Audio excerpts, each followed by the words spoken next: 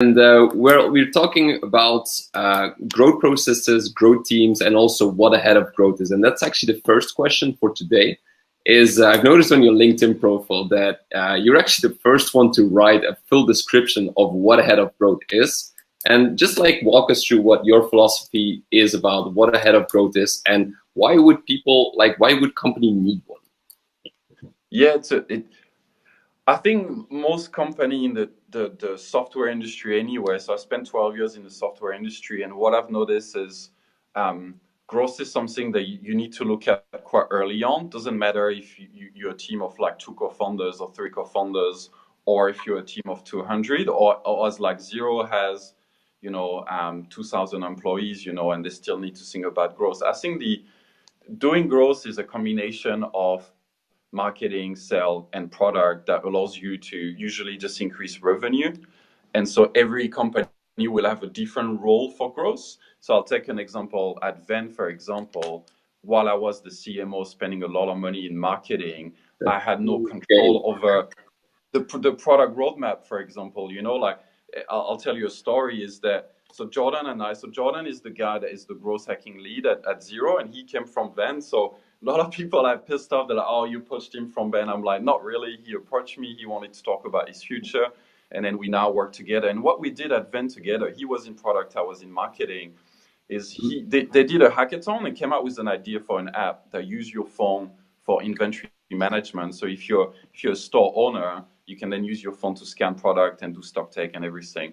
And so they came out with that. But then the product team at the time was like, hey, it's not a priority. We're not going to do it. So I came to Jordan and said, hey, I've got marketing money. Let's find someone to build that thing, And so in the next sort of couple of months, we spent maybe 70K, 80K just building it. And then that ended up in the 2 years after that, we had about 100,000 retailers worldwide downloading the app to use it in their store every day, like with massive uptake, and that was a massive success. But it took 2 years for the product to even consider integrate that with fans. So it's like, that is growth, right? So it's ideas that are outside the roadmap. And I have a lot of respect for product people, because it's really complicated to build a roadmap for the next 3 months, 6 months, and 5 years.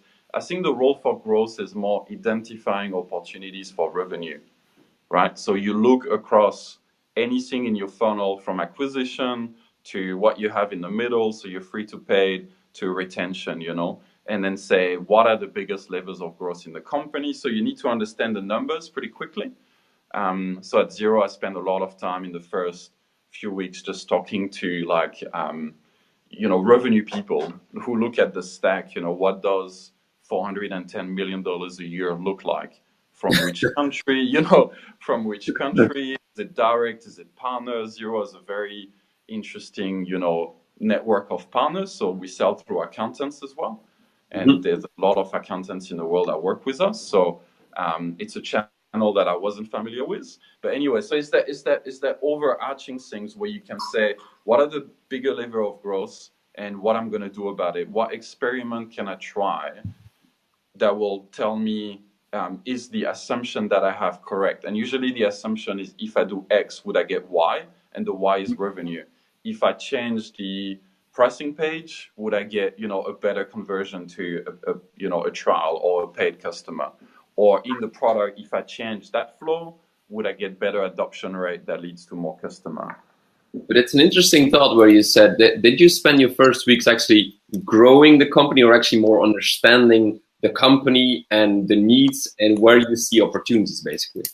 So understanding, for sure. So I was lucky to, and that's the interesting things about Xero, is the structure of the team that I belong to is very unusual in the growth world. So I know a lot of companies in the US, and usually growth hacking report to the CEO, and then they kind of like side by side with product marketing and the rest, But at Xero, it's very new, and this side of the world, New Zealand and Australia, has had growth team before, but not necessarily as official.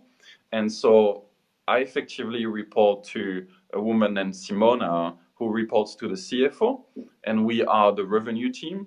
So we've got diverse range. We've got a digital media team. We spend about $25 million a year. It's about 10 people, 12 people in that team. Digital performance with 25 people.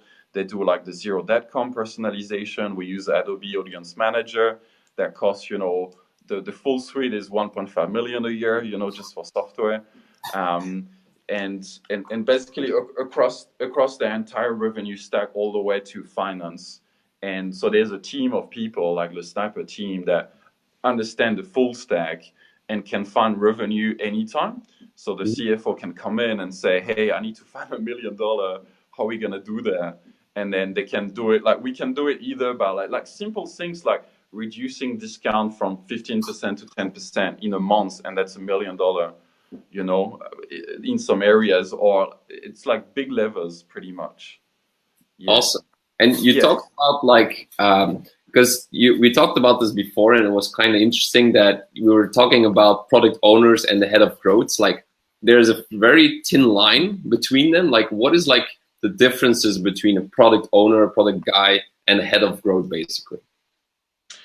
Yeah, it's a good question. So I'll talk about two things then. The first one is the classic, like if you're a product manager or if you're a product manager for growth, what does that mean? And Jordan is a good example of a guy that I've done kind of both. I think the triangle that you need for your growth team is, and that's what we have here at Xero. So Jordan is the product guy, and the product guy needs to have a deep understanding of customer needs and how they use the product, and and what are you going to build, because having an idea is not enough. You need to think about what it's going to look like as a product, what the experience is going to look like.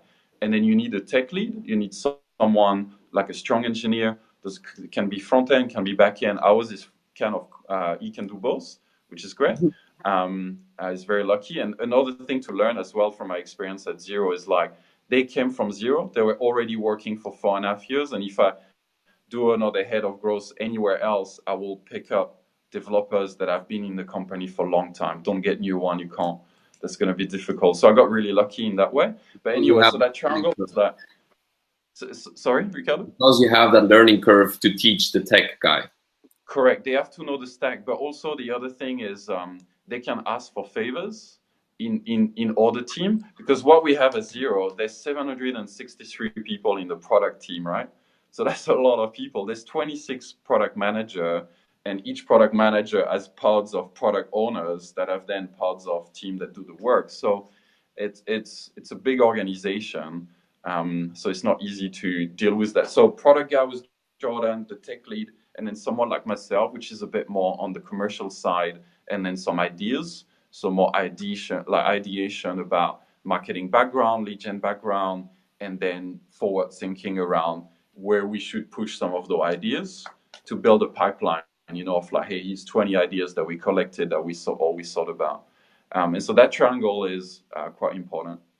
Awesome. I never saw that as a triangle, so it's quite interesting to understand how the triangle works here. And it's also interesting where you talked about the favors that, people that have been in the company before you, they can ask favors when, you need them. When somebody doesn't trust you a lot, you need to be able to ask that favor to just take that, faith in your product or in your idea, basically. Yeah, I think in a big company, one of the things that's really hard for a team like the growth hacking team that we have is that effectively we don't report to the product team. We the revenue team, right? But we're a team of like 4 people, so it's quite small. And it's really interesting because there's a team of 763 product guys, but the way they see us sometimes is like, hey, why do those guys get to work on the cool shit that I've always wanted to do, and we're slaving away with like code that is like 11-year-old, there's a lot of legacy shit going on in Xero in terms of the code. And so they have to maintain, and it's an accounting software, so it has to be like solid, So those guys at Legend is more, they don't have the freedom that we do. They can't look across the entire thing and say, I'm going to pick any part of the product and just try to do something about it. Yeah. So that creates conflict sometimes. Yeah, I can totally understand. And just, you said you were 4 people on the team. Talk to me a little bit about the growth team at Xero. Like, you talked about there were 4, but like, what is like the team, and what are the KPIs that you're reporting to? Well, not the product team, but the CFO.